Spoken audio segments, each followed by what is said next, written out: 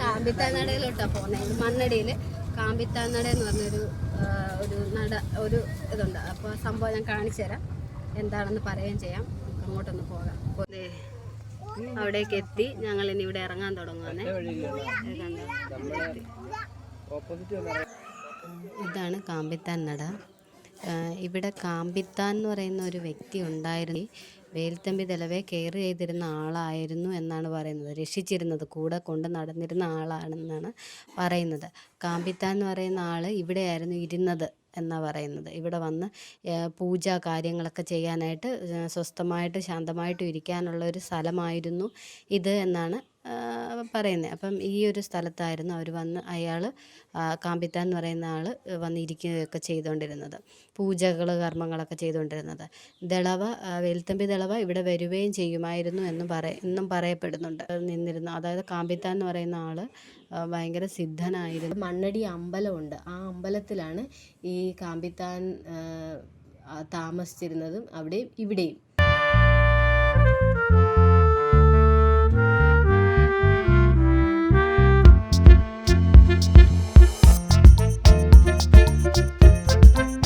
നിർമ്മിതമായിട്ടുള്ള ഒരു മണ്ഡപമാണ് ഈ കാണുന്നത്. ഓരോ തൂണുകളും ഓരോ കല്ല് വെച്ച് നിർമ്മിച്ചതാണെന്നാണ് പറയുന്നത്. മുകളിലായിട്ട് കാൽപ്പാടുകൾ കാണാം.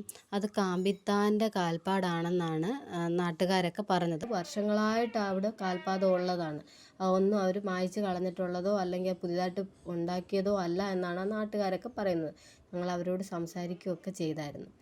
അപ്പോൾ ഒരിക്കൽ അദ്ദേഹം ഇവിടെ പൂജയ്ക്ക് വേണ്ടി, അതായത് ജലപൂജയ്ക്ക് വേണ്ടി ഇവിടെ എത്തി. പൂജിച്ചുകൊണ്ടിരുന്ന സമയത്ത് ഇലയും പൂക്കളും ഒക്കെ ഒഴുകി പോകുന്നത് ബ്രിട്ടീഷുകാർ കണ്ടു.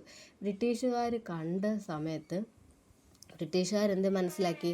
കാമ്പിത്താൻ വേലുത്തമ്പി ദളവയുടെ കൂടെ ഇല്ല എന്ന് മനസ്സിലാക്കി. ഉണ്ടെന്നുണ്ടെങ്കിൽ ഇവർക്ക് ഒരിക്കലും വേലുത്തമ്പി ദളവയെ കൊല്ലാൻ പറ്റത്തില്ല. മണ്ണടി അമ്പലത്തിൽ, മുടിപ്പുര അമ്പലത്തിൽ ഒളിച്ച് താമസിക്കുമായിരുന്നു. അങ്ങനെ അവിടെ വന്ന് പിടികൂടാൻ വന്നപ്പോഴത്തേന് ദളവ സ്വയം വീരമൃത്യു മരിക്കുമായിരുന്നു.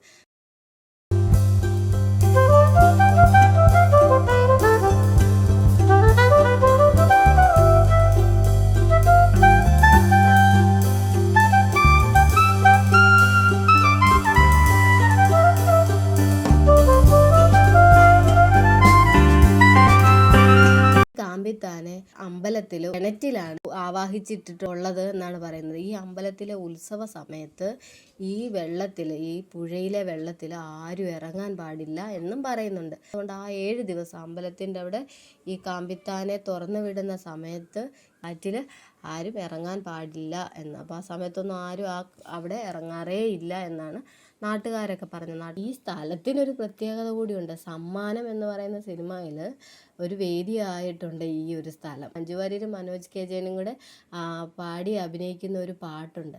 ആ പാട്ട് ഈ ഒരു സ്ഥലം വേദിയായിട്ടുണ്ട്. ഇത് വേലുത്തമ്പി ദളവ മ്യൂസിയം ആണ്. ഇവിടെ വേലുത്തമ്പി ദളവയുടെ പ്രതിമയൊക്കെ ഉണ്ട്. ഇതിനുള്ളിൽ പ്രതിമയൊക്കെ പണിത് വെച്ചിട്ടുണ്ട്. പക്ഷേ ഇത് തിങ്കളാഴ്ച ദിവസങ്ങളിൽ ഇത് ഓപ്പൺ അല്ല ഒന്ന്. അതുകൊണ്ട് എല്ലാവർക്കും ഒരു ഇൻഫർമേഷൻ തരുവാണ്, തിങ്കളാഴ്ച ദിവസങ്ങളിൽ ഇങ്ങോട്ടേക്ക് വരണ്ട മ്യൂസിയം കാണാനായിട്ട്. സൺഡേ ഓപ്പൺ ആണ്.